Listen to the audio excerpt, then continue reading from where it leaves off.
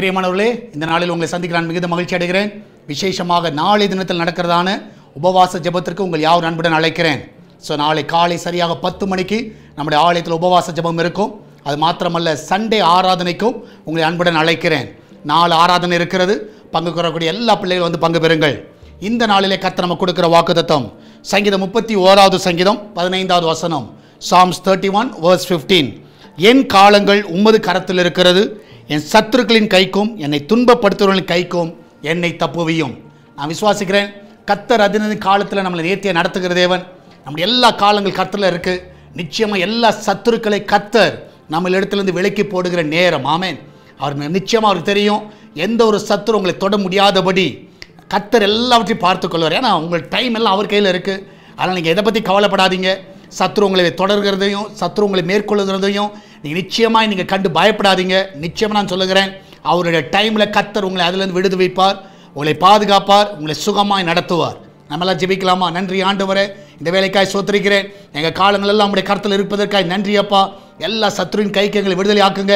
வேலை ஸ்தலத்தில், வீட்டில், ஆண்டவரே குடும்பத்தில், ஆண்டவரே பிஸ்னஸில் இருக்கிற எல்லா சத்துருக்கள், ஆண்டவரே கர்த்தாவே கூடவே இருக்கிற சத்துருக்கள், ஆண்டவரே எல்லாருடைய கைக்கு எங்களை விடுதலை ஆக்குங்கப்பா. ஆண்டவரே எத்தனையோ காலங்களுக்காய் ஜெபித்து இருக்கிறோம். ஆண்டவரே இந்த சத்துருவின் கைக்கு எங்களை விடுதலை ஆக்குகிற தேவன் இந்த நாளில் எங்களை விடுதலை ஆக்க வேணுமா ஜெபிக்கிறேன். எல்லா நன்மையில் நிறைவாய் கொடுங்க, ஒரு குறைவில்லாமல் நடத்துங்க. அந்த கிச்சன் பகுதியில் இருக்கிற பொருட்களை ஆசீர்வதிங்க.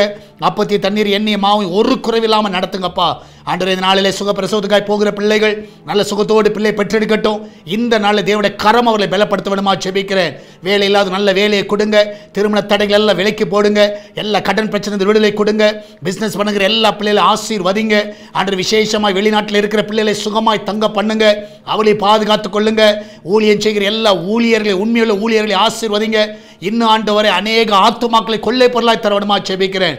ஆண்டவரே இந்த நாளில் சால்வேஷன் டிவியையும் எஸ்தர் பிரேயர் ஹவுஸுடைய கருத்தில் ஒப்புக் கொடுக்கிறோம். இதை ஆசீர்வதிப்பீராக. இந்த ஊழியத்தை இன்னும் பெருக செய்வீராக. அநேக ஆத்துமாக்களை கொண்டு வருவீராக. நீர் அப்படியே செய்வதற்காய் நன்றி அப்பா. தொடர்ந்தும் நாமத்தை மகிமைப்படுத்துங்கப்பா.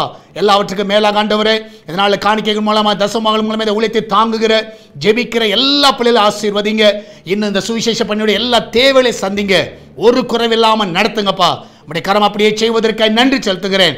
ஆசீர்வதிங்க. இயேசுவின் நாமத்தில் ஜெபிக்கிறோம் எங்கள் அன்பின் பரலோக பிதாவே. ஆமேன், ஆமேன். பிரியமானவர்களே, கர்த்தர் உங்க கூட இருக்கிறார். தைரியமா இருங்க. நாளை தினத்தில் உபவாச ஜெபத்தில் வந்து பங்கு பெறுங்கள். கர்த்தர் உங்களை ஆசீர்வதிப்பாராக. God bless you.